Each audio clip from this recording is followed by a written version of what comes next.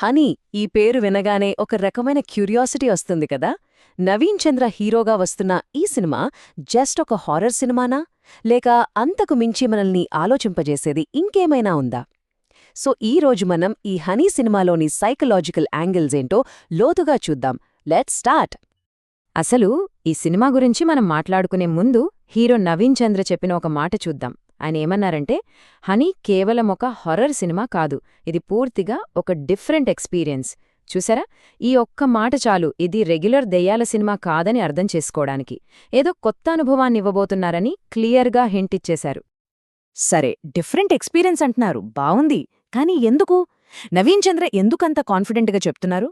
ఆ విషయం అర్థం కావాలంటే ఫస్ట్ ఆయన కెరీర్ గ్రాఫ్లో ఈ సినిమా ఎందుకొక స్పెషల్ ప్రయోగమో మనం చూడాలి.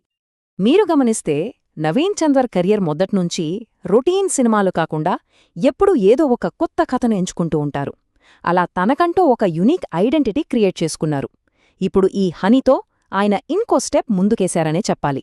అంటే జస్ట్ భయపెట్టి వదిలేయడం కాదు, చూసిన ఆడియన్స్ని ఆలోచింపజేయాలన్నది ఆయన టార్గెట్ అన్నమాట. ఓకే, ఆలోచింపజేయడం అంటున్నారు. అంటే ఏంటి దాని మీనింగ్? అసలు ఈ సినిమా కథ ఏంటి? మనం రెగ్యులర్గా చూసే హారర్ సినిమాలకి దీనికి ఉన్న తేడా ఏంటి? ఇక్కడే ఉంది అసలు మ్యాటర్. రెగ్యులర్ హారర్ సినిమాల్లో మనల్ని భయపెట్టేదేంటి? దెయ్యాలు, దుష్టశక్తులు, అంటే బయటి నుంచి వచ్చే థ్రెట్స్, కరెక్టా? కాని హనీ అనేది ఒక సైకలాజికల్ హారర్. ఇక్కడ భయం బయటి నుంచి రాదు, మనిషి లోపలి నుంచే పుడుతుంది. మనసులోని బలహీనతలు, లోలోపల దాగి ఉన్న భయాలే, అవే ఇక్కడ అసలైన విలన్. సింపుల్గా చెప్పాలంటే ఈ సినిమా మన సొసైటీలోని డార్క్ సైడ్ని, మనిషిలోని ఆ ఇంటర్నల్ వీక్నెస్ని టార్గెట్ చేస్తుంది. మనిషి లోపల ఉన్న భయాలని స్క్రీన్ మీద చూపించడం అస్సలు ఈజీ కాదు. మరి అలాంటి ఒక కాంప్లెక్స్ క్యారెక్టర్కి ప్రాణం పోయడానికి నవీన్ చంద్ర ఎలాంటి సైకలాజికల్ జర్నీ చేశారో తెలిస్తే మీరు షాక్ అవుతారు. బహుశా మనం ఈరోజు మాట్లాడుకుంటున్న దాంట్లో ఇదే మోస్ట్ ఇంట్రెస్టింగ్ పార్ట్. ఇది ఎవరో చెప్పింది కాదు, స్వయంగా నవీన్ చంద్ర చెప్పిన మాట. ఆ క్యారెక్టర్లో ఇన్వాల్వ్ అవ్వడానికి ఆయన ఒక రకమైన మ్యాడ్నెస్లోకి వెళ్ళిపోయారట. ఆలోచించండి, ఒక యాక్టర్ తన క్యారెక్టర్ గురించి ఇలా ఓపెన్గా చెప్పడం చాలా రేర్. దీన్ని బట్టి ఆ పాత్ర ఎంత ఇంటెన్స్గా ఉంటుందో మనం ఊహించుకోవచ్చు. అసలు ఆ మ్యాడ్నెస్ అంటే ఏంటో చెప్పడానికి ఆయనొక ఎగ్జాంపుల్ కూడా చెప్పారు. ఆ క్యారెక్టర్ ఇంపాక్ట్ ఎంతలా ఉందంటే, ఒకసారి షూటింగ్లో ఆయనకు తెలియకుండానే ఒకరితో చాలా రఫ్గా బిహేవ్ చేశారట. అంటే చూడండి, ఆ క్యారెక్టర్ ఆయన పర్సనల్ లైఫ్లోకి కూడా వచ్చేసిందనమాట.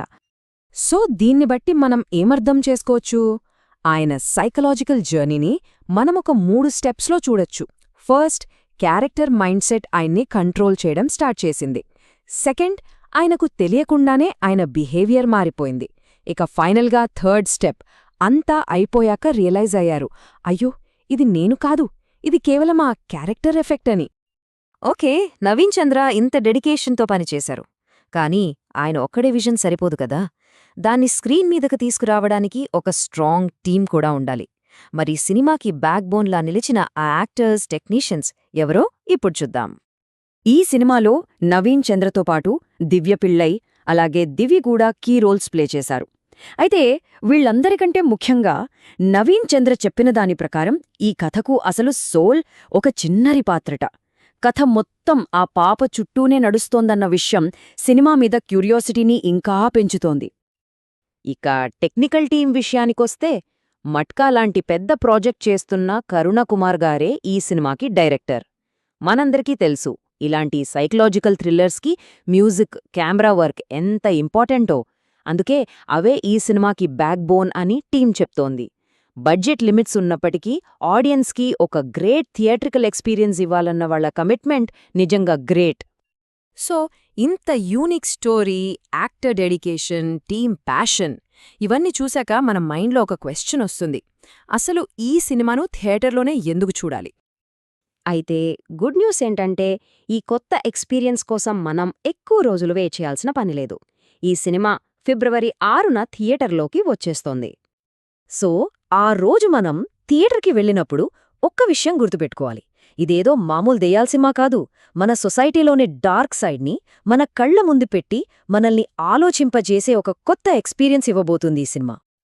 ఇది జస్ట్ భయపెట్టే కథ కాదు, చూశాక మనల్ని మనం ప్రశ్నించుకునేలా చేసే కథ. సో అసలు పాయింట్ ఏంటంటే, ఇంత ఇంటెన్స్ సైకలాజికల్ జర్నీకి ఆడియన్స్ రెడీగా ఉన్నారా? ఈ కొత్త అనుభూతిని స్వీకరించడానికి సిద్ధంగా ఉన్నారా?